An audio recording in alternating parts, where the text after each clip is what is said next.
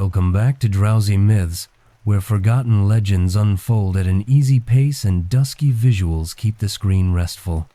Tonight we trace a measured path beneath the earth, a path trodden for millennia in poetry, rite, and whispered speculation. Ancient Greeks called that hidden kingdom Hades. Romans spoke of Aeacus or the Inferi. Names differed, yet travelers shared a single caution. Entry arrives softly, like dusk sliding over a hillside, while return is a rarer gift.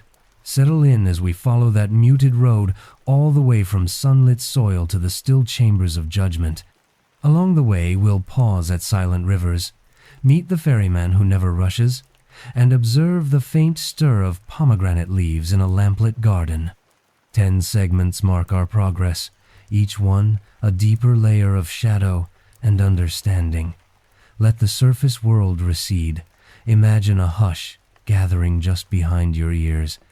Our journey begins at the boundary itself, the point where familiar birdsong falters and the underrealm first makes its presence known. In classical texts, the entrance to the underworld is never identical, yet the atmosphere is strikingly consistent. Homer speaks of a dank, mist-wreathed cleft beyond the halls of Circe.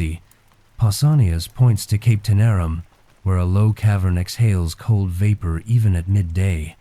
Step toward any of these apertures and notice how sound seems to withdraw. Cicadas hush, breeze slips to a lighter register, sandals' scuffing limestone echo a shade too long. It is not menace that greets the traveler first, but an invitation to stillness. Ancient pilgrims often left modest tokens near these mouth-like rock sprigs of myrtle, tiny clay figurines, or a pinch of barley, not so much in fear as in polite acknowledgement of territory. Modern excavations at Heraclea Pontica reveal shallow depressions worn smooth by repeated knelt offerings. The stone there gleams the way river pebbles do after centuries of patient water. Records from late Hellenistic mystery cults mention a cool metallic tang in the air just inside threshold grottos, likely the mix of wet mineral and faint sulfur common to karstic geology. Imagine inhaling that distant echo of iron and damp clay scent, neither pleasant nor foul, simply ancient, carrying the promise of depth. Myth places Cerberus, the three-headed hound, at this first gate, yet early vase painters often depict him reclining, chains slack, eyes half shut. His role is deterrence through presence, not frenetic aggression. Think of a massive watchdog who lifts one head at your approach, meets your gaze without growl, then lowers it again when you continue forward under rightful purpose.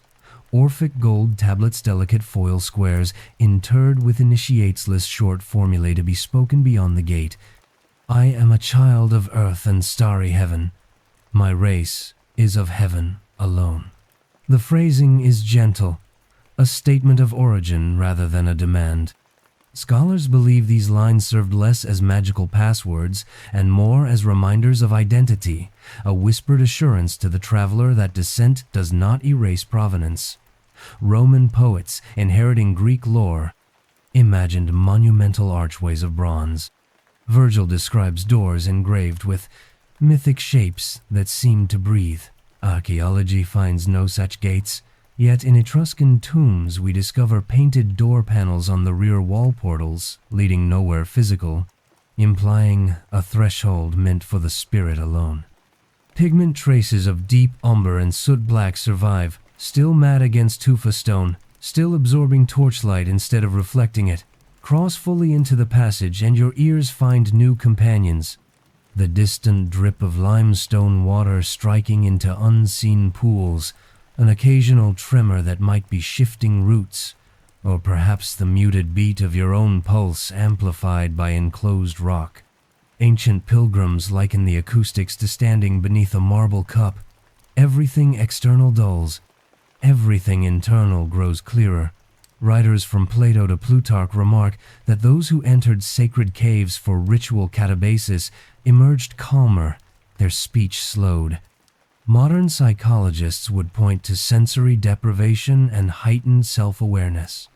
Ancient commentators use the language of purification, claiming excess emotion sloughed away in subterranean gloom much as serpents shed skin.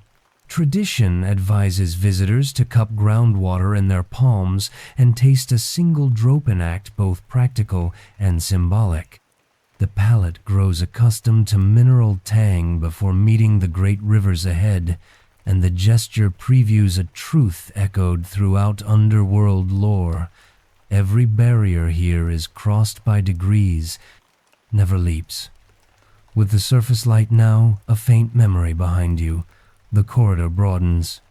Air cools further, yet carries a subtle vibration like wind moving through harp strings somewhere distant. Ahead lies the confluence of 5 mythic waters, each one bearing a different shade of memory or oath. Deeper in the passage, the tunnel widens into a natural rotunda.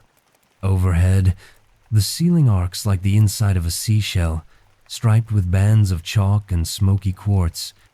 Here, 5 separate streams glide from shadowed fissures, each tracing its own narrow course, before merging into a broad, glass-smooth basin. The rivers are uneager to mingle. They keep distinct colors: charcoal, mist, white, pewter, dusk, blue, and dim ember rippling side by side like ribbons laid upon slate. A soft exhalation rises where the currents touch nothing so loud as surf, only the faint hush of silk slipping across polished wood. To ancient eyes, this was the underworld's first crossroads, a place to acknowledge the varied weights a soul might carry: oath, memory, grief, lament, and, in rare cases, the smolder of hidden wrath. Closest to the traveler, the river Styx drifts in a color reminiscent of storm clouds gathering at twilight. Its surface rejects torchlight, swallowing reflections whole. In myth, the gods themselves swore binding promises upon its flow. To break such a vow meant a year of breathless stupor, 9 more of exile from ambrosial councils. Stand near its bank and sense a cool density, as though the water holds a weight beyond mere liquid mass. Classical writers called the taste bitter as unripe fig. Modern geologists who sampled springs near Mount Chelmos identified with Styx's origin found high traces of magnesium sulfate and iron, lending astringency. Travelers rarely drank here.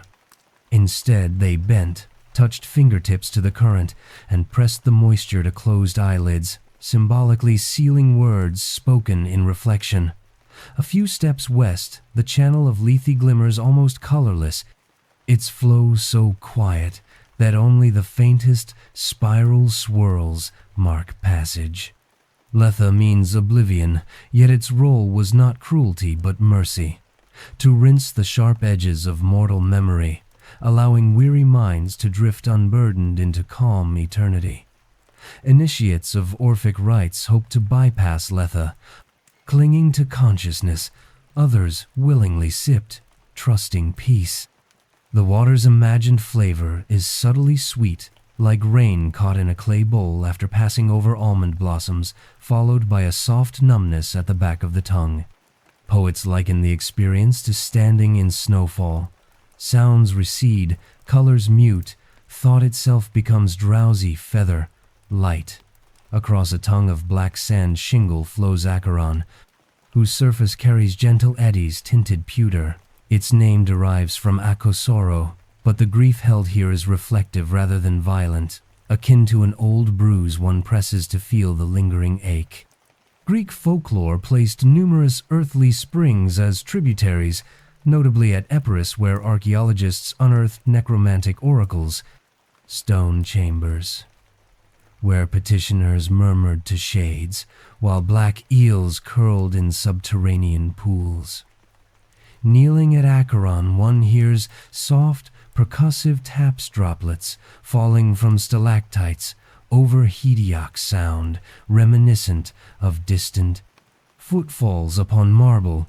Pilgrims sometimes trailed fingers through the water, letting currents pull regrets from their grasp, the way tide draws shells back beneath foam. Feeding into Acheron from a dusky spur is Cocytus, known as the River of Lamentation. Though descriptions evoke weeping, stand beside its bank and you hear not wails but a constant, low-pitched hum as if thousands of overlapping sighs settle into one sustained note. The channel here narrows, causing the water to slip over small flint ridges. Air bubbles rise in slow strings, popping with faint chirps that classical commentators embellished into the voices of mourners. Travelers were advised to pause, listen, and acknowledge losses lives cut brief, hopes left fallow before moving on. The act paralleled modern mindfulness, naming sorrow, then letting the sound drift downstream, carried away by the current's persistent hush. Set slightly apart and approached Lastus Phlegethon, whose water runs dark umber shot through with dim internal glow like coals banked beneath ash. Ancient texts argue whether the radiance is flame or mineral-born light. Either way, the heat is less furnace than gentle hearth warmth, rising in soft waves that flutter cloak hems but never scorch. Phlegethon held the stories of destructive passion rage, vengeance, uncontrolled desire, yet here those fires are muffled. Look into the current and tiny sparks drift past, bright then gone, mirroring how anger flares within a mind before dimming into memory. Some myths insist Phlegethon circles Tartarus, deterring escape. Others claim it meets Styx in tranquil confluence, suggesting even fury can resolve into solemn oath. Watch long enough, and you'll see threads of one river slip beneath another, then surface yards away in altered shade. Ancient philosophers took this as metaphor. Emotions are rarely isolated. Oath may carry grief. Remembrance may harbor ember, warm resentment. Yet the streams keep qualitative boundaries, reminding us that experiences can be named even while entwined. Stone stelae along the cavern wall bear faint inscriptions, perhaps dedications left by mystery cult initiates. Many are reduced to fragments, but recurring phrases read, "Know the source, honor the flow." The directive feels calmly practical. Recognize which current you touch, respect its influence, move forward. Classical commentators outline a simple rite. The visitor fills a shallow cacophon of unglazed clay first with Styx, then Lethe, then a line from each remaining river so thin that liquids form parallel layers. The pilgrim tips the vessel toward the basin, releasing the stripes back into their origins, symbolizing that personal burdens briefly gathered are returned, not retained. Performing the gesture in imagination, one notices how deliberate slowness is required. Tilt a fraction, wait, tilt again. The pace itself becomes contemplative, matching the subdued heartbeat many report feeling in deep caverns. Despite gloom, subtle ecosystems thrive. Pale moss, nourished by mineral droplets, carpets, shelves of limestone. Blind cave crickets rest beneath ledges, their antennae tapping the air like musicians seeking tempo. Small fish transparent, unhurried navigate the boundary where Lethe meets Acheron, seeming neither to startle nor to tire. Ancient observers compared them to drifting thoughts, present, gentle, content to follow current lines. Several stone steps descend from the basin's edge to a low pier. A single lantern hangs upon a hook, flame steady as an enduring star. The water beyond grows uniformly dark. Distinct bands have blended into one river-wide reach. At the far limit, a skiff glides from Shadowit's oar, dipping with unvarying cadence. Charon, the ferryman, arrives without hail or splash. His presence marks the next stage of travel, where coins and silence purchase passage. Before stepping aboard, a visitor casts a last look at the five streams now mingling Behindoth, Oblivion, Sorrow, Lament, Flame Yawl accepted, all tempered by the Underworld's solemn peace. The lantern at the pier gives off a modest, honey-colored glow enough to outline stone steps worn satin smooth by countless souls, yet never bright enough to banish the velvet dark beyond. The river ahead no longer betrays individual currents. Styx, Lethe, Acheron, Cocytus, and Phlegethon have commingled into one broad, weighty hush. A skiff approaches, its bow whispering against the water rather than slicing it, and the ferryman stands poised at the stern. Charon's silhouette seems carved from ash-gray twilight, tall but not imposing, shoulders wrapped in a cloak, the color of quiet iron. No frantic gestures accompany his arrival, only the rhythmic dip and rise of a single oar, each stroke identical to the last. Ancient pottery often paints his face gaunt, yet the gauntness here reads not hunger but economy, bone and sinew paired to precisely what the task demands. Observe the oar blade as it vanishes beneath the surface, then re-emerges with hardly a ripple. That cadence is older than written time. Plant foot, lean, draw water, recover, Pausian, understated, 4-beat cycle known to every long-distance rower. In Charon's hands, the motion resembles slow breathing. Inhale on the plunge, exhale on the pull, so the entire skiff itself seems to breathe. Drifting forward on a pulse you can almost feel through the pier stones. Myth places a coin bowl or danaka beneath the tongue or atop each eyelid of the deceased. Excavated burials support the practice. Small silver or bronze discs, blemished by soil but clearly intended for no earthly marketplace. Even paupers were offered a token of clay or lead. Denying a soul, the fair would strand them on the near bank for 100 silent years, according to Hesiod. Approach the ferryman, and he extends a palm knot demanding, simply waiting. The coin, once placed upon leathery skin, vanishes into a pouch hanging at his belt, a dull cloth satchel that bulges not with greed, but with routine. The gesture is transactional only in form. Charon's gaze does not soften at wealth nor harden at simplicity. He ferries kings and potters with equal, measured diligence. Step onto the skiff and feel it settle by mere inches, planks riding low yet steady. Seating is a narrow bench along the gunwale, polished by time and countless robes. Travelers sit facing the far shore, shoulders turned slightly inward to avoid imposing on fellow passengers' gaze. Conversation, if any, remains hushed. More often there is only the quiet lap of water against wetted wood, and the subtle creak of fitted pegs with every pull of the oar. Ancient commentators note that Charon discourages questions not through barked command, but through density of quiet he carries with him, a quiet that seems to thicken the very air. Words attempted will trail off under their own weight, like birds slowing mid-flight, realizing the sky is thinner here. Yet, the absence of speech is not lonely, it is purposeful, giving minds space to inventory their own still, formless feelings about departure from sunlight. Midway across, look down. The water's depth appears limitless. Torchlight from the pier fades to ink within arm's reach, yet the surface holds faint reflections of unseen things, a flicker that might be torchlight from some distant cavern window or the glimmer of mineral veins far below. At times the oar blade drags up a pale phosphorescence, tracing brief silver arcs that dissolve almost before they register in memory. Classical stories recount mortals who boarded this vessel while technically alive: Orpheus, Heracles, perhaps Theseus, negotiating temporary transit through wiles or quasi-divine lineage. For them, payment was often symbolic, a song, a favor promised to Hades, or sheer heroic reputation.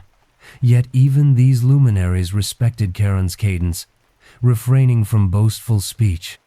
The ferryman's neutrality allowed them safe passage precisely because they honored his rules. Stillness, brevity, respect for the oar's rhythm. Gradually a sliver of shoreline meets the bow, dark gravel, veiled in faint, luminous mist. No shout announces arrival. The skiff nudges land with the softness of linen laid on marble. Charon braces the craft, oar planted like a quiet staff in mid-current, granting each passenger time to disembark at their own pace. Those who try to rush find the planks seem to elongate beneath them, slowing each step until foot meets gravel with deliberate calm. Textual fragments hint at a second fee for returning mortal spade, not in coin but in memory. Orpheus, for instance, lost the image of Eurydice the instant he broke the compact by looking back. Heracles reputedly forgot certain battlefield cruelties after his descent. The lesson surfaces gently here. Passage has costs more intricate than minted metal, and quiet realms balance accounts with currencies of recollection, resolve, or humility. As you step ashore, the ferryman pivots without fanfare, strokes once, twice, and recedes into the dark, the lantern glow shrinking to a lone ember before vanishing. Ahead, broad colonnades of shadowed stone lead toward 3 elevated thrones where lives are weighed in tempered equilibrium. The air grows marginally cooler, threaded with the fragrance of cypress and the faint echo of distant voices speaking in measured cadence. A pause here allows you to collect whatever thoughts remain after the wordless crossing. In a moment, we will walk those colonnades and observe how Minos, Rhadamanthus, and Aeacus confer destinies with neither haste nor malice, only the gravity of balanced scales. From the landing bank, a gently rising avenue leads inward, paved with flagstones pale as moonlit bone. Each slab bears faint grooves, evidence of countless sandals gliding the same calm path. On either side stand cypress trees of improbable height, their feathery tips fading into darkness overhead. The resinous scent mingles with a cool breath of limestone. Far ahead, a portico emerges. 3 fluted columns to the left, 3 to the right, framing an entry wide enough to admit a small procession. No sentries bar the way. Silence alone requests composure. Step through the portico and the hall opens into a chamber neither vast nor cramped, its proportions chosen for poised acoustics. The ceiling arches into a shallow dome of speckled onyx. When torches flicker, motes of quartz catch the glow like distant constellations. In the center stands a low octagonal dais of polished basalt, its surface inlaid with a narrow brass circling understated suggestion of order rather than spectacle. 3 thrones rise at the dais' far edge, carved from single blocks of charcoal marble veined with silvery streaks. Their design is spare, no snarling beasts, no gilded finials, just gently curving backs, wide armrests, and a sense of patient gravity. The seat on the right belongs to Minos, once king of Crete, now final voice in matters of the dead. Classical authors emphasize his listening more than his speaking. Observe how he inclines his head, hands steepled lightly beneath the chin, eyelids half lowered. He appears to measure not only the words spoken before him, but also the pauses between them. In art, he sometimes holds a slender rodknot, a scepter, only a pointer for tracing entries on a long parchment unfurled by scribes at his side. When he at last speaks, his verdict is concise, phrased like a line of polished law hammered straight on an anvil of experience. To the left sits Rhadamanthus, elder brother of Minos, chosen for an uncompromising devotion to truth. Tales say he questioned souls individually beneath a sacred oak in life. Here, he questions with equally quiet rigor. His fingers rest upon a shallow bronze bowl filled with river sand. Now and then, he draws pattern circles, triangles, branching lines letting the grains mark subtleties of motive or consequence. When satisfied, he smooths the sand in one sweep, ready for a fresh tracing. Punishment, when recommended, arrives without scorn. Reward, when granted, bears no indulgent smile, only the same tranquil nod of recognition. Between the brothers presides Aeacus, keeper of the realm's gates. Myth credits him with building Troy's earliest walls. Here he maintains boundaries less tangible. A ring of iron keys hangs from his broad belt, each dull with age yet free of rust. While Minos weighs principle and Rhadamanthus probes detail, Aeacus assesses fit, which precinct of the underworld will harmonize with a soul's residual tenor. His expression is serene, as if already picturing the distant fields or depths where each traveler will settle. Souls arrive in groups no larger than 7, preserving an atmosphere of spacious quiet. They stand upon the brass circle, garments shifting in a breeze too gentle to touch living skin.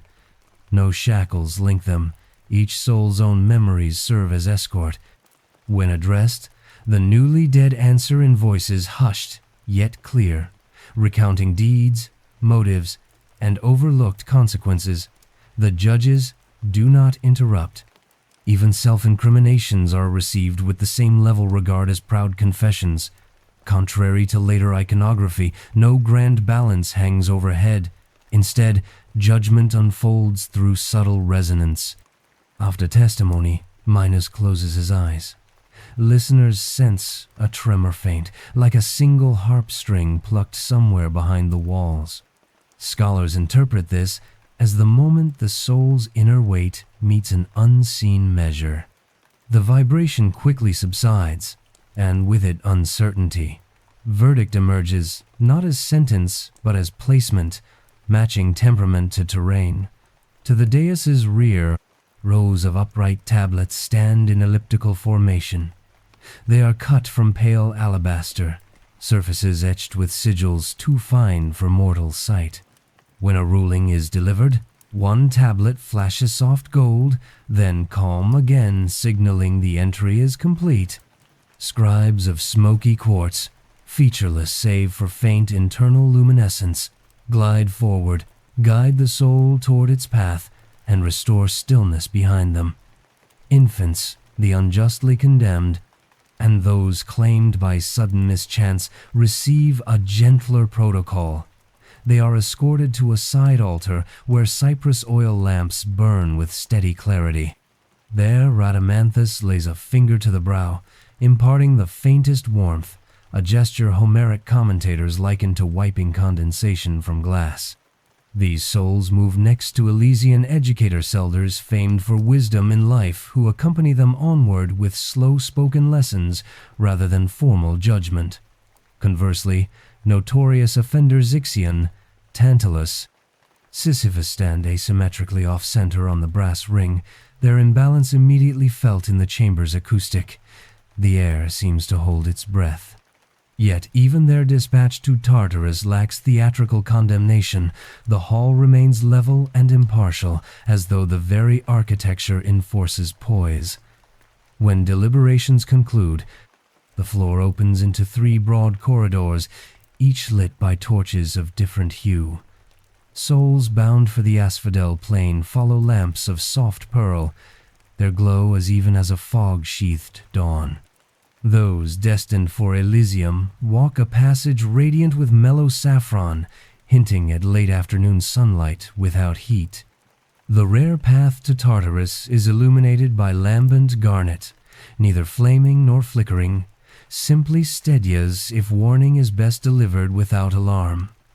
The newly weighted travelers proceed in silence, accompanied by quartz scribes, whose footsteps leave no echo. Behind them, the chamber remains in perpetual readiness, like a library whose shelves instantly reorder for the next reader. Leaving the judgment hall, you follow the corridor lit by pearl-toned torches. Their glow seems to cool the air rather than warm it. The passage gradually widens until ceiling and walls recede, revealing an open landscape that stretches beyond any clear horizon. Waist-high grasses ripple in a soundless current, every blade a muted silver green like sage beneath moonlight. Nothing here demands attention. Instead, the scenery invites a long, even gaze, the kind you might rest upon a distant field just after dusk. Light in the Asphodel Plain hovers between day and night, an eternal gloaming. Shadows are soft, edges blurred. The sky shows no sun, yet remains gently luminous, tinted dove gray near the horizon and deepening to blue slate overhead. Poets imagined this ambience as the color memory might take if viewed from a great distance, neither vivid nor dark, simply subdued. The result is restful on the eye, encouraging travelers to soften their focus and drift into thought. The plain's signature flower, the asphodel, grows in clustered spires. Petals range from pale ivory to smoky lavender. Their scent resembles parched linen cooled by evening dew. Ancient herbalists considered asphodel a symbol of modest immortality, neither dazzling like rose nor austere like cypress, but calmly persistent. At irregular intervals stand small copses of poplar whose leaves shimmer matte silver when stirred by breeze, producing a faint susurration akin to distant rainfall on parchment. Souls here pursue routines reminiscent of quiet, mortal days, never urgent, always cyclical. Some walk aimless circuits, hands clasped behind backs, pondering memories that no longer sting. Others gather in low conversational circles, voices hushed yet cordial, recounting the feel of summer rain or the taste of ripe figs. No hunger draws them. They recreate meals out of habit, fashioning bread-like shapes from asphodel stalks that crumble harmlessly back to earth after mime bites. Shelter takes the form of shallow hollows lined with smooth stones or earthen benches shaped beneath ancient oaks. These dwellings have no roofski itself suffices yet. Grasses grow taller along the perimeters, suggesting domestic boundaries through living topiary. Inside, you may notice low tables formed of fused quartz where souls place keepsakes sculpted from thought, a shepherd's crook, a seamstress's needle, a scholar's reed pen. The objects possess no cutting edge and cast only the lightest shadow, extensions of quiet identity rather than tools. Despite serenity, a subtle hierarchy lingers. Souls of modest virtue drift nearer to the riverbanks, where fog sometimes pools. Those whose earthly lives leaned toward music, verse, or healing locate gently elevated ridges where the light glows fractionally brighter, yet differences foster no envy. Interaction unfolds like a low-tempo dance, greetings exchanged with small nods, stories offered and accepted without judgment. The atmosphere encourages equality born of shared destination. Audible life is sparse yet distinct. Wind traveling through hollow stems of tall grasses produces a natural panpipe tone 3 or 4 notes, repeating at irregular intervals, never loud. Occasionally, one hears the soft clack of smooth stones clicked together by souls recalling childhood games. Far off, a faint thrum might mark passage of the rivers encircling the realm, but distance filters their song until it hovers at the threshold of perception, more felt than heard. Now and then, a memory briefly stains the monochrome vista with muted brilliance. A baker recalls sunrise over golden loaves, and for breathless seconds the sky blushes with pale apricot. A seamstress recalls crimson dye, and a single asphodel stalk blooms rose-pink before subsiding. These flashes never jar. They rise like gentle pulses, then fade, leaving the field unchanged yet somehow richer for the transient glow. Hermes occasionally appears along narrow footpaths, winged sandals stirring no dust. He moves unhurried, taking inventories of new arrivals or guiding those reassigned to brighter Elysian slopes. Rare heroes on special quests pass through Perseus, it's said, once paused here to ask directions, yet even their legendary aura dims under the plain's soothing pall. They depart with footsteps lighter, ambitions tempered by the surrounding hush. Toward the farthest verge rises a low ridge, from which distant torch glow emanates the threshold to realms of reward or, for few, of deeper consequence. Souls content with neutrality seldom venture there, but a traveler such as yourself may feel a quiet pull. Elysian meadows reputedly lie beyond those faint lights, promising gentle breezes scented with laurel and soft sunlight filtered through perpetually late afternoon. A last look across the Asphodel Plain reveals its vast acceptance, a landscape neither joyous nor sorrowful, simply steady, an embodiment of rest after effort, of equivocal memories filed neatly away. Keeping that impression, we prepare to cross a mild rise toward the mellower brightness of Elysian light, where distinguished souls find reward in tranquil perfection. Leaving the soft hush of the Asphodel Plain, you follow a barely perceptible incline. Gravel underfoot grows finer. Each step releases a faint mineral chime, as if the earth itself were tuning crystal goblets in polite greeting. Ahead, the sky brightens by degrees, adopting tones of warm pearl shot through with apricot like the briefest blush of dawn stretched into serene permanence. At the ridgeline you pause. Air here carries a subtle warmth, not unlike sunlit stone cooling at twilight. The faint scent of bay leaf mingles with notes of thyme and distant cedar smoke. Light diffuses evenly, casting no harsh shadow.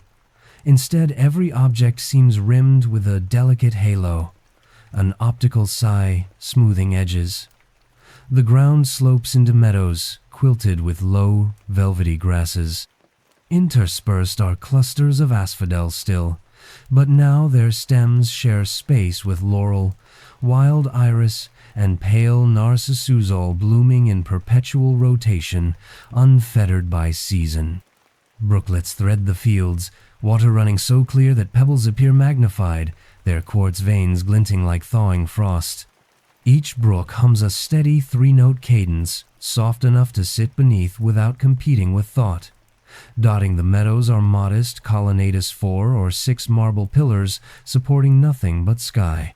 They act as gateways to small groves where plane trees arch overhead, leaves reflecting silver on one side, emerald on the other. A gravel path rings each copse, forming a contemplative circuit for those inclined to walk while pondering. Benches carved from single slabs of travertine offer seats cool to the touch yet never cold, their surfaces engraved with faint spiral motifs symbolizing unending inquiry. Inhabitants move with languid confidence. Heroes of renowned Achilles, if one trusts Homeric whisper, or perhaps the tactful Patroclus, not in armor but in linen tunics, sandaled feet stirring no dust. Poets gather beneath willow canopies, reciting verses that float no farther than their circle, each word absorbed by leaves as though the grove itself were keeping memory. Philosophers lean against low walls, trading measured dialectic, punctuated by long silences during which ideas settle like fine silt in clear water. On a broad lawn rest finely weighted discus stones, javelins of polished olive wood, and hoops fashioned from intertwined reeds. Here, competitions unfold more as choreography than contest. A discus glides through air, accompanied by murmured appreciation rather than cheering.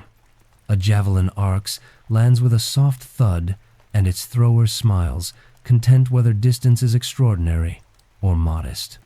Achievement exists, but pride dilutes to camaraderie, leaving no residue of rivalry. Near a crescent pond sits Orpheus, plucking an 8-string lyre. Notes drift outward like rings expanding on water low, resonant, each interval separated by spacious pause. Birds with pale indigo plumage perch nearby, turning heads to listen. Occasionally a passerby hums harmony, but no chorus swells. Music here chooses understatement, inviting the listener's mind to supply missing chords.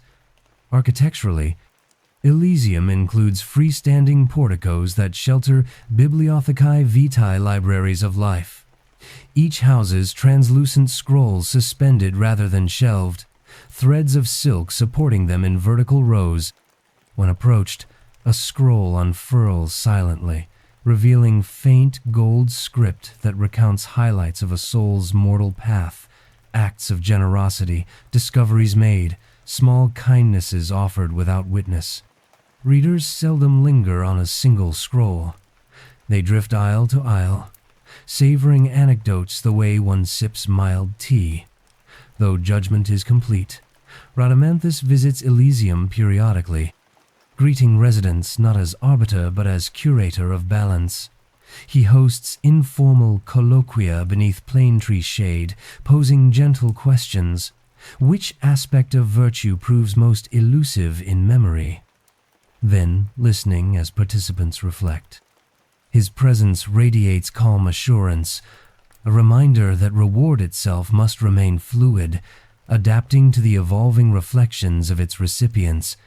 From a low promontory, one can glimpse, across an arm of tranquil sea, the Isles of the Blesseda, still more rarefied sanctuary, reserved for those who lived 3 notable lifetimes. The shore blurs in shimmering distance. Trees there appear silver-leafed, their trunks gold in the angled light. Travel to those isles is rare and voluntary. Many Elysian souls content themselves with occasional contemplation of the horizon, finding satisfaction in knowing further peace exists without feeling compelled to chase it.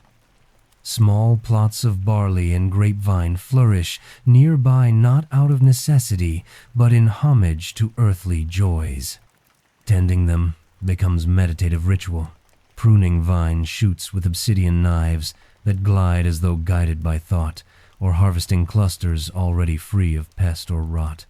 Wine produced hence lacks fermentation bite. Instead, it tastes of diluted honeysuckle, stirring a gentle nostalgia for midsummer feasts under fading daylight. Time here meanders. Shadows lengthen enough to suggest late afternoon, then pause. A low hush settles, resembling that moment just before nightingales commence singing, but the songs never quite begin, leaving the air pregnant with potential melody. Souls retire to colonnades or grassy knolls, lying back to watch the still sky, where faint spirals of cloud draw shapes slow as mineral growth. Conversation at this hour often centers on memory's subtler threads, the comfort of a sibling's hand, the smell of bread at dawn in a childhood courtyard. Though Elysium provides contentment, paths lead onward. Some souls, filled with quiet knowledge, choose to reincarnate, sipping waters of Lethe in controlled draughts to dim but not erase wisdom. Others are summoned by Hermes to serve as tutors for newly arrived infants or to negotiate seasonal treaties in Persephone's garden. Each decision is met with nods of approval. Departure is celebrated with clusters of white poppy petals tossed gently into the air, drifting like silent applause. At the meadow's far rim stands a modest bridge of pale limestone, arching over a channel that glows faintly saffron. Beyond lies a softly darkening vista Tartarus where consequences unfold for souls whose imbalances require deeper reflection. The bridge itself is neutral territory. One may pause midway and gaze both back toward Elysium's constant light and forward into deeper shadow, contemplating the duality of justice. We, however, will not cross that bridge just yet. Instead, we linger on its near side, absorbing the mellow radiance, the faint chiming of grasses in breeze, and the echo of Orpheus's last chord dissolving into sky.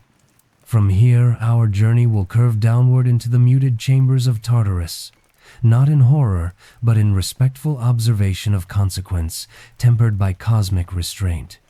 From Elysium's soft brightness, you return to the pale stone bridge arching over a saffron-lit channel. Step midway, and notice how the air tilts warmth easing into tempered cool, birdsong dwindling to the hush of distant wind moving through cavern corridors. Midspan, laurel fragrance fades. In its place arrives a faint mineral scent tinged with ember, reminiscent of rain striking keyline baked brick. Beyond the far parapet, the light dims to deep amber, guiding you toward the lesser-known precinct of consequence, Tartarus. Past the bridge, A broad stair slopes gently downward. Each tread is carved of basalt, veined with dull copper that glows not from flame, but from inner phosphorescence warm enough to silhouette your steps, never harsh enough to glare. Torch holders line the walls at measured intervals, yet most torches sit unlit. The built-in glow suffices, preserving an atmosphere of grainy twilight. A low hush persists, broken only by the occasional tick of cooling stone, the cavern's muted heartbeat. Tartarus differs from the rest of Hades in scale rather than savagery. Caverns open into yawning voids, their roofs lost in shadow the color of soot-laden dusk. Bridges of natural rock span chasms whose bottoms remain unseen, though an updraft hints at hidden thermal vents far below. Some ledges hold terraces of iron-gray soil, where pale ferns grow in slow spirals, each frond tipped with sparks of mica. The domain feels neither searing nor freezing. Instead, a permanent twilight warmth lingers, like coals banked beneath heavy, ash-steady, enduring, subdued. Here the ember-lit Phlegethon curls through gullies, its surface flecked with soft crimson glints. Listen closely, and you'll hear a low, constant hiss, akin to damp firewood, releasing steam more a lullaby than a roar. Vapors rise, carrying traces of myrrh and cedar smoke. Ancient authors wrote that Phlegethon encircled Tartarus to prevent escape. Standing at its bank, you sense less a wall than a boundary of mindfulness, reminding all inside of passion's smoldering afterlife. Along ridges patrol the Erinyes Furies' cloaked figures whose gowns appear woven from twilight itself. Their steps are unhurried, eyes steady, bearing bronze torches that flame without crackle. They do not brandish scourge or blade. Their authority emanates through composure. If two pass one another, they pause, exchange a silent nod, then resume opposite circuits, maintaining balance by mirrored motion. Deeper still, distance reveals shapes of greater scale. The Titans, bound yet dignified. Massive forms lie half-reclined against cavern walls, wrists secured by fetters of dark adamant. Chains neither clank nor rattle. Instead, they hum a single bass note when the Titans steer a sound felt through souls more than heard by ear. Their faces register weariness rather than fury, eyes reflecting dull lamplight like distant moons adrift on black water. They do not cry out, for millennia teach even giants the economy of breath. None scream. Tartarus dampens agony into contemplation, inviting observers to sense consequence without visceral shock. Wind funnels through galleries, producing sonorous tones comparable to distant organ pipes. Frequencies shift as you move, creating impression of low chanting. At intervals, droplets fall into unseen pools, far below each drop amplified into mellow gong-like resonance. The overall soundscape fosters reflection. Layered harmonics, patient percussion, and the subtle drone of Phlegethon threading the mix like bowed cello. Philosophers of late antiquity reframed Tartarus not as torture chamber, but as therapy, as remedial space where imbalance encounters counterweight.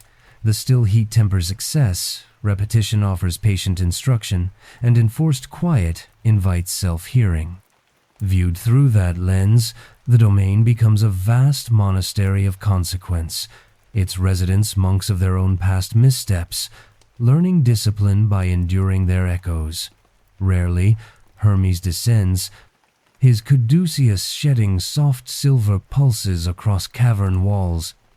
He checks bonds, not in suspicion but in maintenance of cosmic symmetry.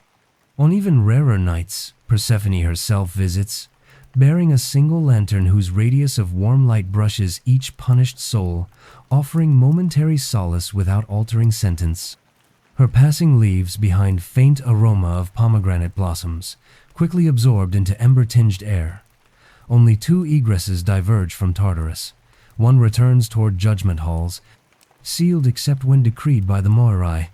The other ascends toward royal chambers of Hades and Persephone, a route reserved for messengers, envoys, or, in mythic exceptions, heroes bearing divine writ.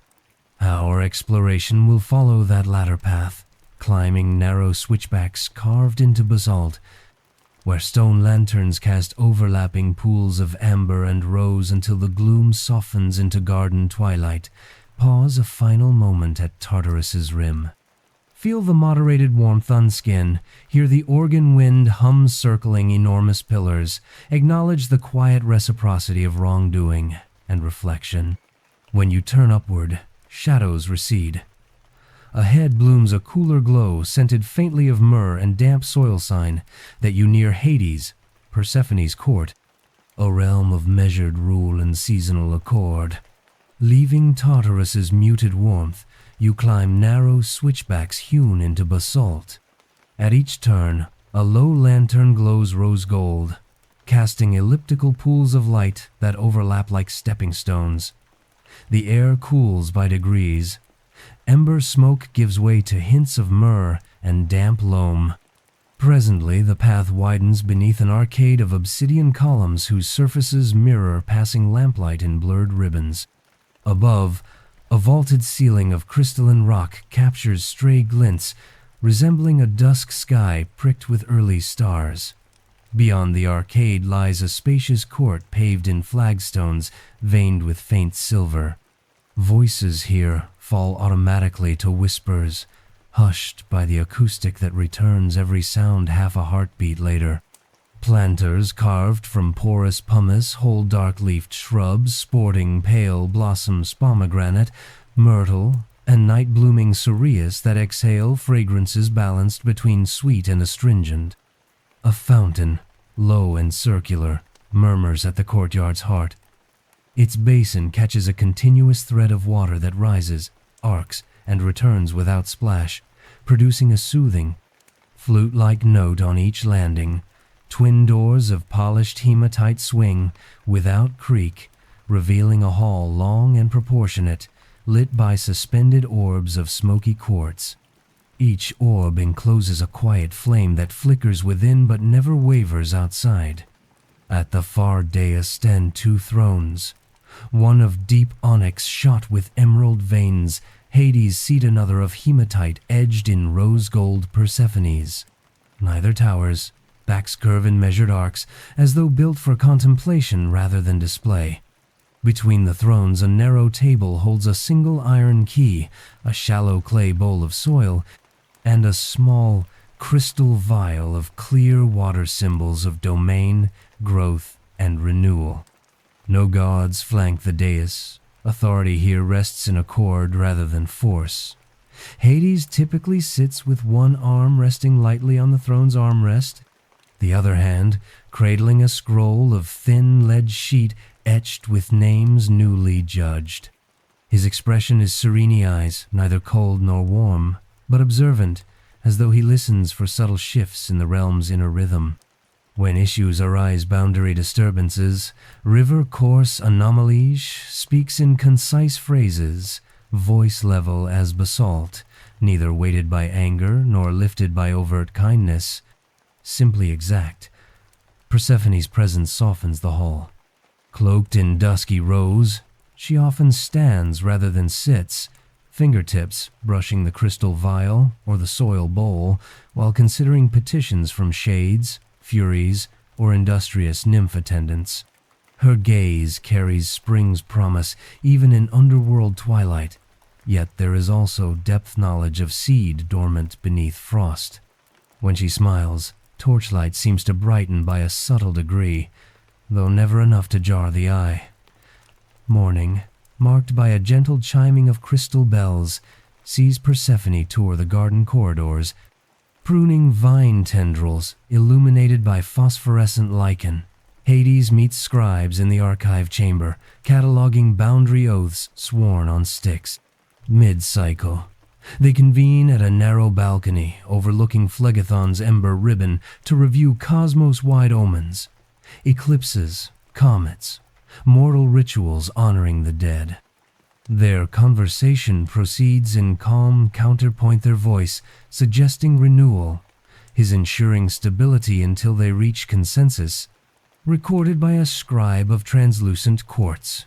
Behind the throne hall stretches a series of terraced gardens, pathways of porous lava stone wind between beds of ghost fern, silver-leaf willow, and pomegranate trees bearing fruit dark as garnet. Subterranean fireflies, pinpoints of amber, float in slow spirals, their light reflecting off quartz pebbles embedded in soil, creating constellations underfoot.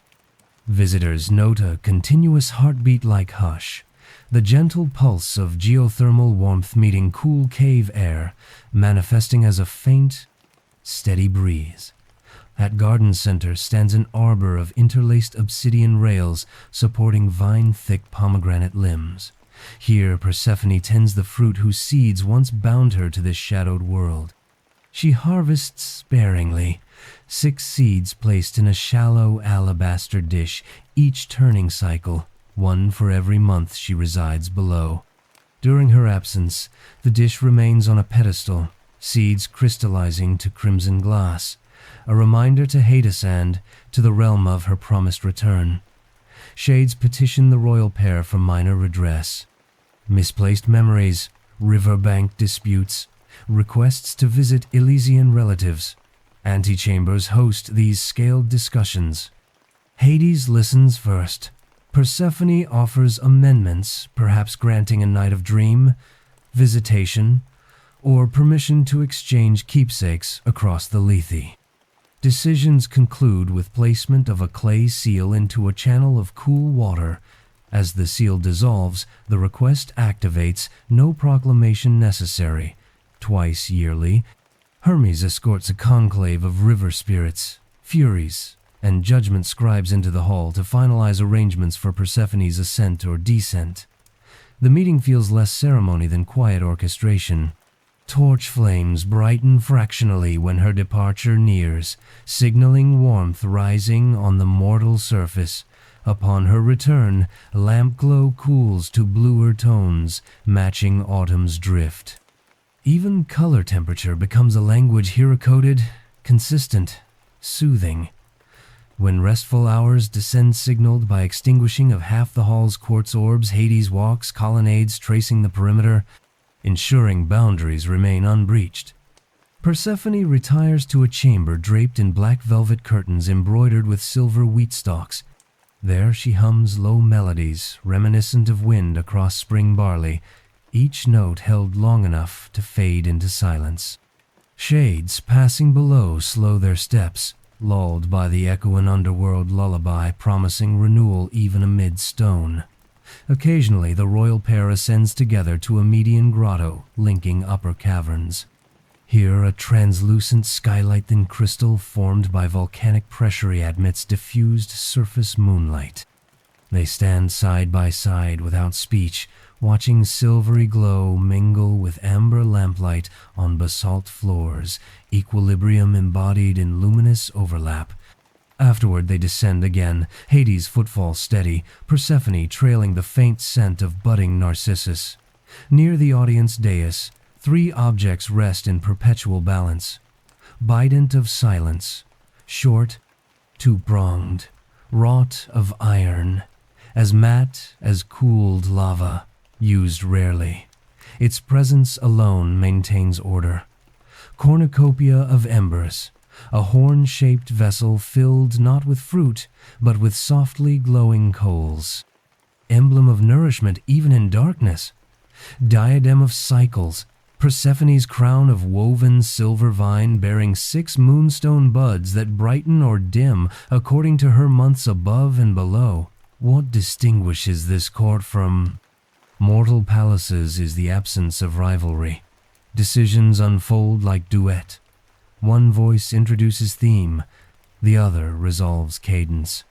Attendants mirror this harmony, moving in synchronized pairs when refreshing oil lamps or arranging clay tablets. Stress never rises. Even urgency is met with paced action, as though realm and rulers share a unified patient pulse. Visitors granted leave heroes on errands. Poets in search of verse exit through an arched portal trimmed with violet-veined marble. Beyond lies a stair winding gradually upward, lined by niches holding unlit torches to symbolize trust. Travelers must carry their own light into surface realms. Our journey will follow this route, tracing stories of Orpheus, Heracles, and other mortal footsteps who braved descent and return, illustrating how human yearning intersects with underworld calm.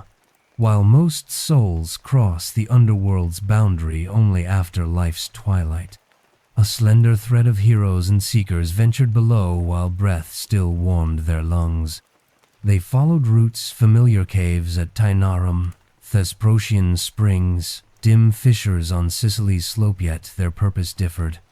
These journeys did not seek eternity.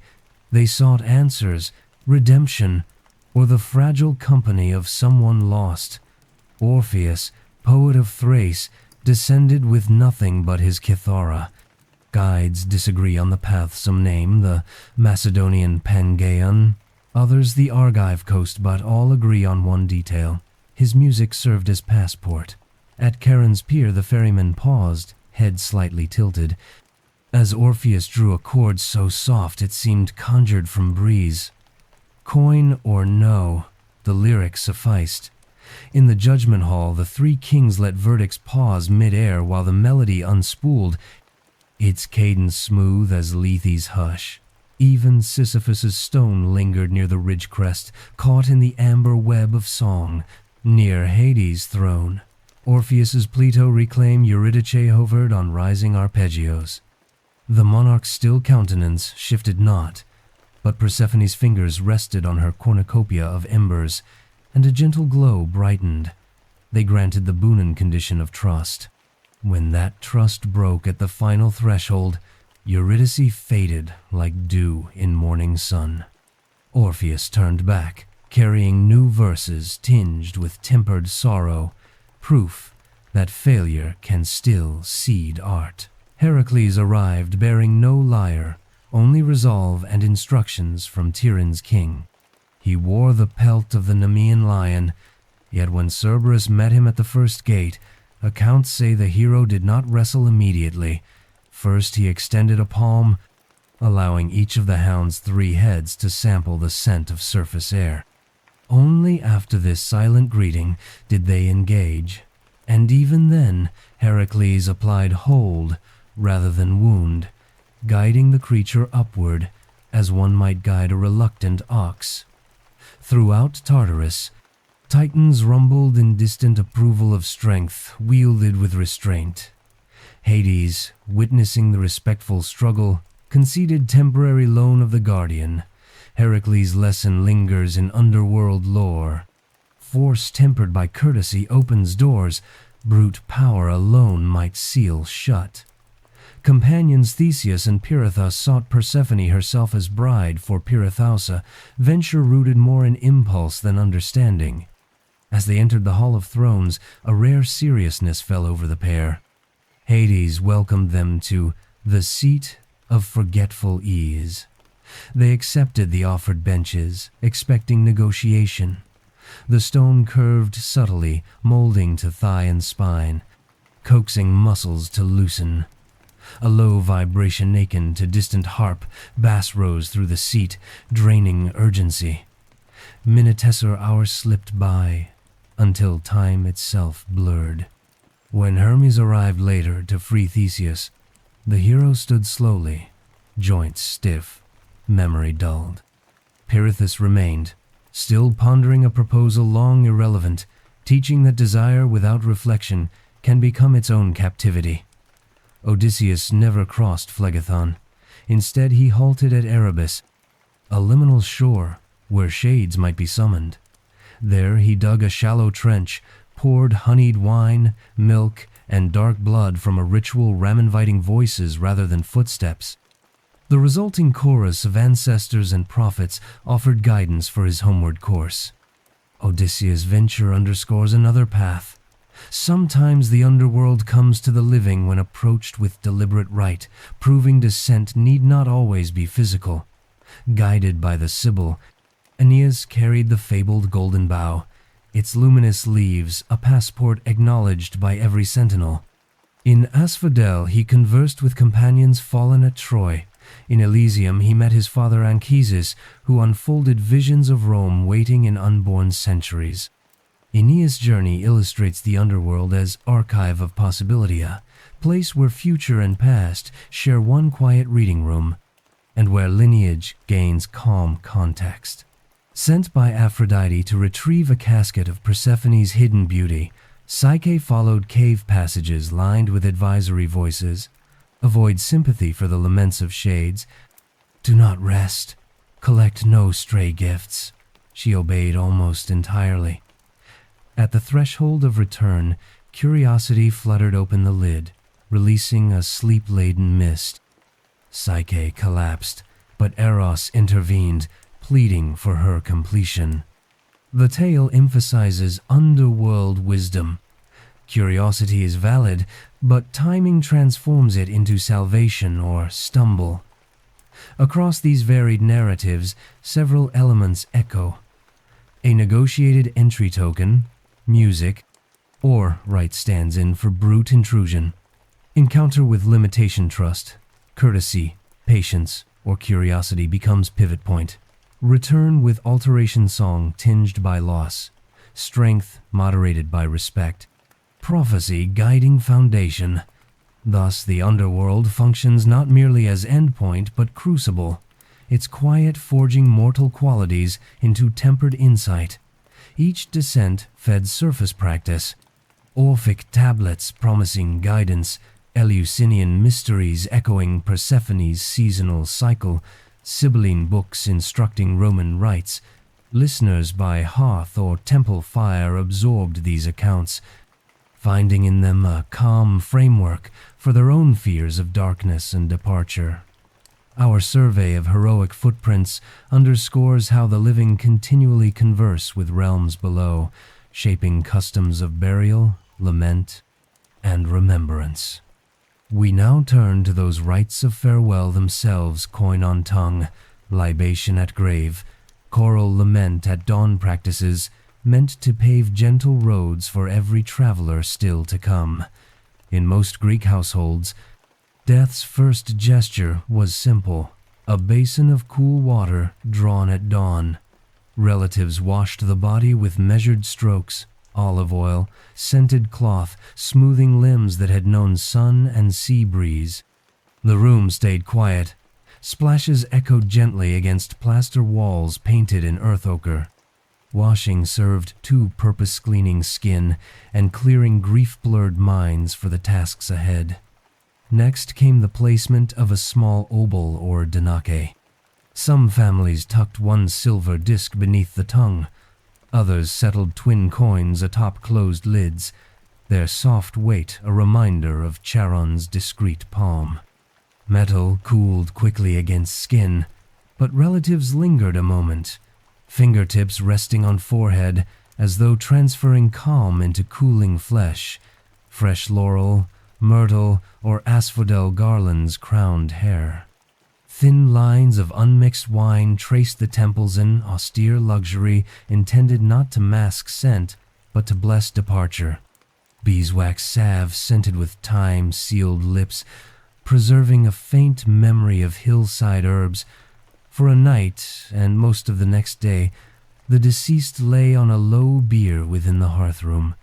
Women of the family sat nearby, weaving subdued lamentations, rising on one breath, falling on the next, never loud enough to jolt neighbors.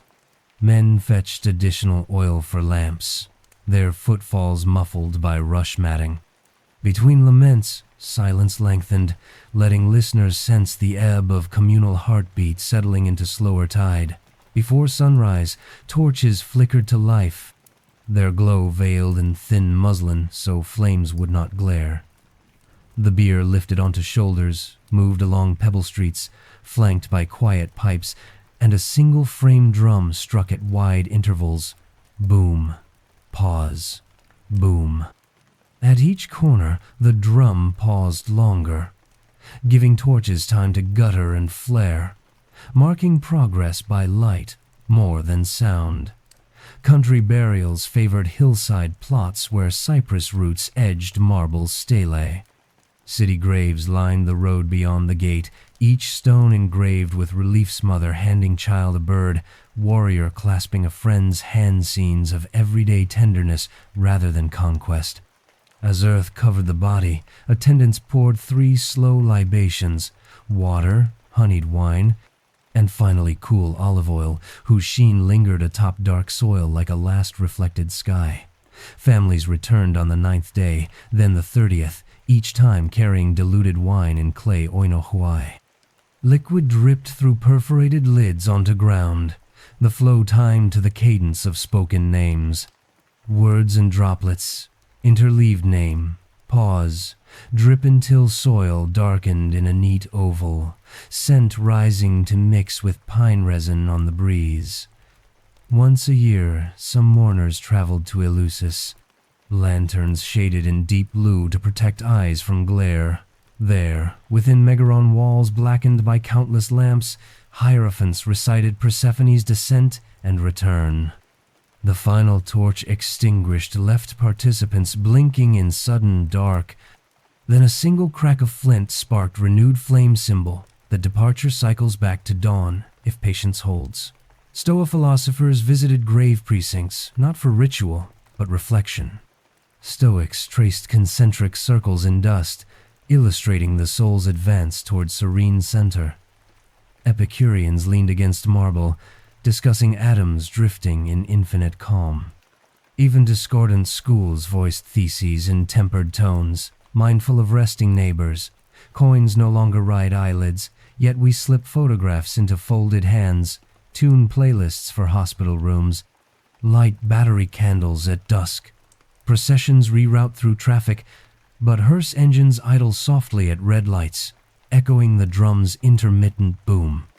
Graveside libations become water poured for houseplants grown from funeral arrangements, still liquid, still name, still pause. Our gentle journey began at a shadowed threshold, wandered across still rivers, and paused in gardens where seeds count seasons. We followed calm ferries, patient judges, and heroes who walked fragile paths between heartbeat and hush. Now, standing beside a quiet headstone under cypress sway, we feel how every custom coin, song, or whispered name serves the same unhurried aim: to smooth the passage from sunlight into curated twilight. Take a final breath with these ancient rhythms. Inhale the faint resin of cypress, the cool trace of night-blooming flowers. Exhale into present comfort pillows, soft, room dim, modern heart, steady. Whatever shadows drift at the edges of your thoughts now carry new context. Rivers that mix, rulers who balance, gardens that promise return.